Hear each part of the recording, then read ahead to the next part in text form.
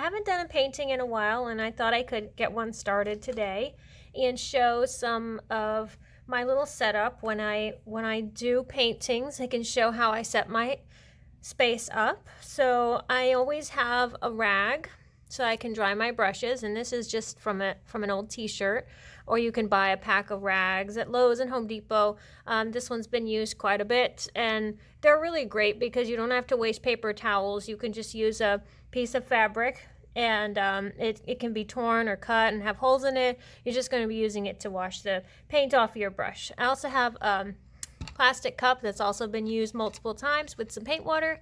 Some of my favorite brushes already picked out and in the water, ready to go. I have a palette. You can use a styrofoam plate. You can use anything that you can either wash and reuse, or if you don't want to wash it, leave the paint in it, let it dry, and come back to it and use it again when the paint is dry.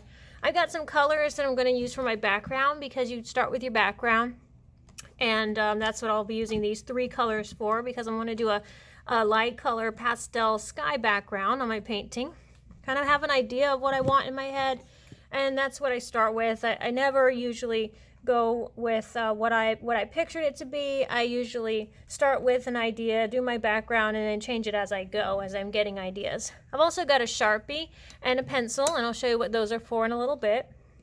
I have masking tape or painter's tape, and I have a canvas board, just one of the thin canvases with the cardboard backing. I have an image that I want on my painting, and I sketched this one out. You don't have to sketch. You could print an image offline and blow it up to size to fit your canvas, but I just sketched this with a pencil. And I have a sheet of graphite, and I want to show how this works. So if you never use graphite, it's a really neat tool, and I want to show how you can use this to help you put your design on a canvas. If you're not sure if you want to commit to it, it's a good way to let you practice it on paper before you put it on the canvas. Because if you've ever tried to draw on a canvas, which you can do, you can use a pencil to draw right onto your canvas. But if you've ever tried to erase on a canvas, you'll find that it's very hard to do because of all the little notches and bumps and grooves on there. The pencil kind of gets stuck in there, and if you try to erase it or you make a mistake and your line's a little crooked, it's going to leave a smudge behind. So doing it on paper first lets you erase as much as you want, and you can, if I come close here, you can see where I did erase quite a bit on my sketch of the car. Kind of going with like a 1950s style in this painting, and I want all my colors to be pastel. So I want the car to be a light color, maybe like a very light yellow or light pink. And that'll be step 2. I usually get the background and the main image sketched one day and come back to it the next day when I feel like I've kind of regained some of my creativity and I'm ready to start again. So then I'll come back and do the detail work on it on another day. So I'll show how this works.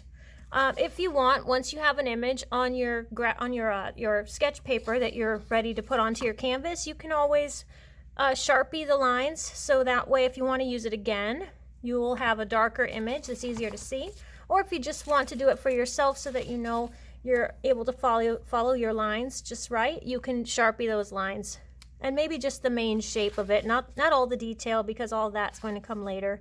But I think I will just go over my main lines with a Sharpie so that way I can see this easier. And if I want to share the image with someone else, I know that they'll be able to see clearly what lines they're going to be tracing, and they don't have to do every small little sketch line that I did on here to mark out the shape of the car. So I'll go ahead and go over all of my lines with the Sharpie now to make them more permanent.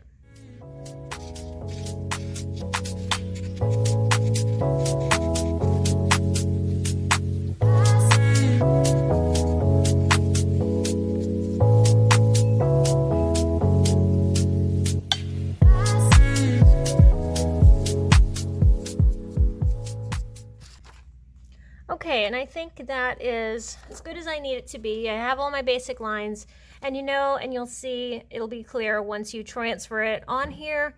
You'll be able to tell that it doesn't really matter if you get all the detail on there. You just really want basic shapes when you go to transfer this onto your canvas. And as long as you know where your car is going to be and you have the angles just right, then you can always come back, look at that picture for reference that you had to begin with, and then add your detail in as you go. So I'll show how we get our background set, because I'm not going to do anything on the canvas until I get a background. If you imagine painting your image on the canvas and then trying to do a background around it, it's very difficult, especially if you have a blended background like what I want on mine is a sky. So I don't want to have to blend a background around an odd shaped image in the middle of my canvas. It's going to be really hard to get around all the angles, and the sky isn't going to have a natural wispy blend to it. So I'll go ahead and paint my background now, and I'll talk a little bit about how I do that. So I've got my 3 colors. I want this to be very light pastel. I'm going to mainly be doing white on this canvas, and then I'm just going to streak in a little bit of the teal and the peach color. So I want it to look like maybe it's sunrise and there's just a little bit of color in the sky, but sort of an overcast day. I might even throw in a little bit of gray. Sometimes these bottles have some liquid settling at the top, so I give them a shake every once in a while to mix that in. I might do a tiny bit of gray. So I want this to look like a place I'd like to be, and I like an overcast sky, not too sunny. All right, now you need a good brush size that's going to work for what you're doing. I have all my brushes in a jar like this, and I separate them by size. So these are my medium size brushes. I have my what I call small brushes in this jar, anything that fits my opinion of a small brush. And then I have my itty bitty brushes in this jar, and these are all my liner brushes and very small detail brushes. So I use these a lot, but I'm protective of them. I don't like to let just anybody use them. They tend to beat them up, and they're a little too rough with them. You have to be really gentle with your small liner brushes. So, well, let's get our background done on this canvas, and I think I'm going to use a nice soft medium size brush. In case you're wondering, I do have large brushes, but I rarely use those for small size canvases like this. Is just an 8 by 10. I wouldn't need any large brush for that. And also I want to enjoy the painting process. I don't want to paint over it a few times and be done. I want to enjoy it. So I'll start with mainly white and then streak in some of those other colors, and you'll be able to see that as I go.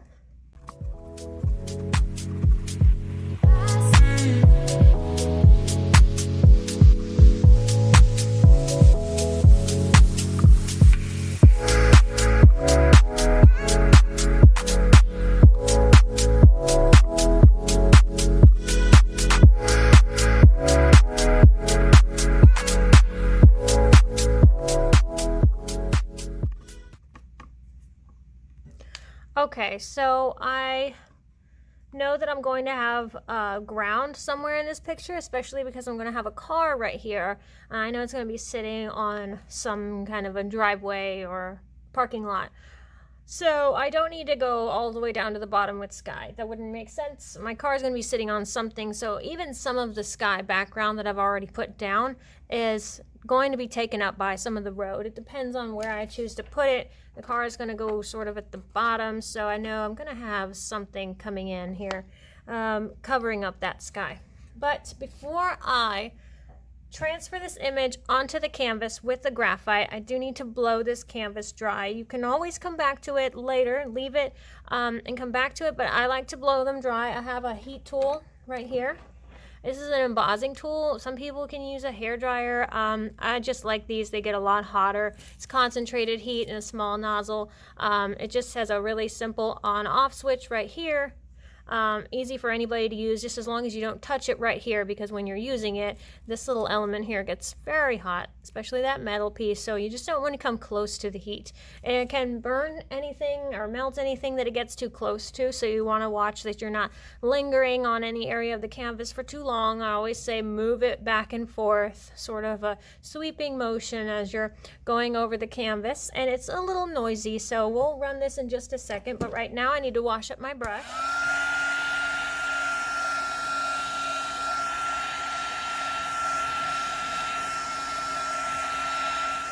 Okay, so after you've blown it dry, just test it out by touching the area that you blew dry to make sure that you don't have any loose paint and nothing's coming up on your hands. I did a very thin layer of paint, so I shouldn't have any issues with this not drying. The only time you might find that as you test it out, you get some paint on your hand is because you've done it too thick. But this was a blended sky, and there's no reason why this should have been globbed on. This should not have been a thick layer of paint.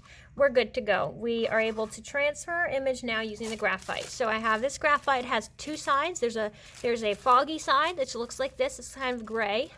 And then there's the inside, which is darker. And you can tell that this has been used over and over. I can't even tell what we used it for, but I see some circles. I see a hat shape on there, some clovers and dogs and all kinds of weird stuff. So this is the side that goes down on your canvas. You can use it over and over and over. So I'm going to just situate it here in the corner of my canvas so it covers the main area that I'm going to be working with.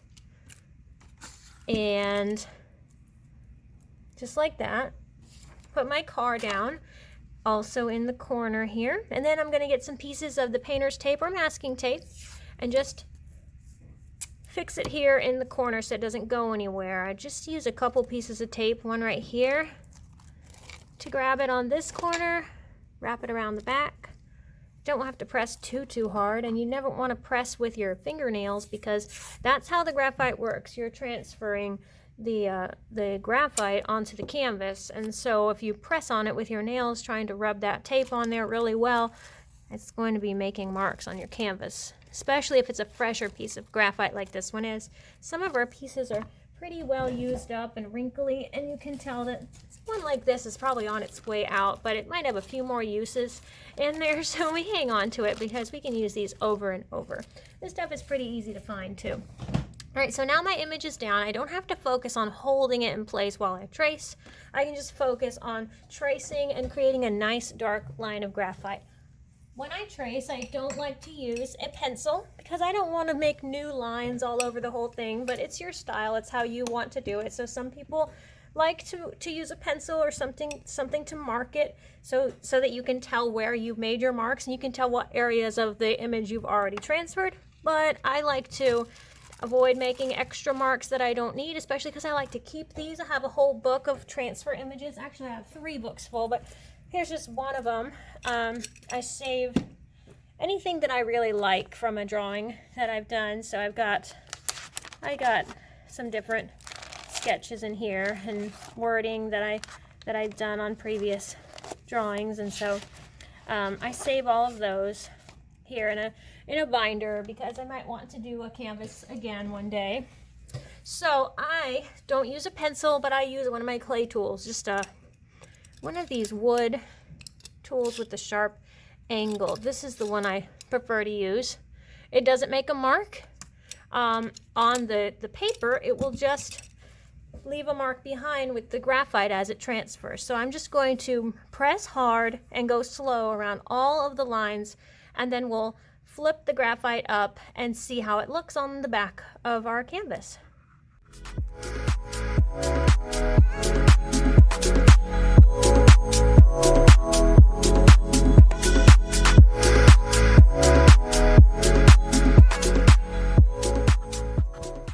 So I'm peeling up carefully my painter's tape, and I'm ready to slowly lift this up and make sure that I got all of the lines that I was supposed to get. So on something like this, this is where I'm going to leave the painting, and I'll come back to it on another day to fill it in with color, to do a little bit of background, and then maybe even on a third day come back to do some of the very small details, like add a person in the picture or a retro sign in the background to make it look like it's in the parking lot of an old grocery store or hotel. And I'll decide how I want to do that when I come back to this on another day. So I'll leave it just like this, and I've got step 1 done. Sometimes you just have to get step 1 out of the way, and then you'll be surprised where that creativity will take you the next time you come back and see it with kind of a refreshed look.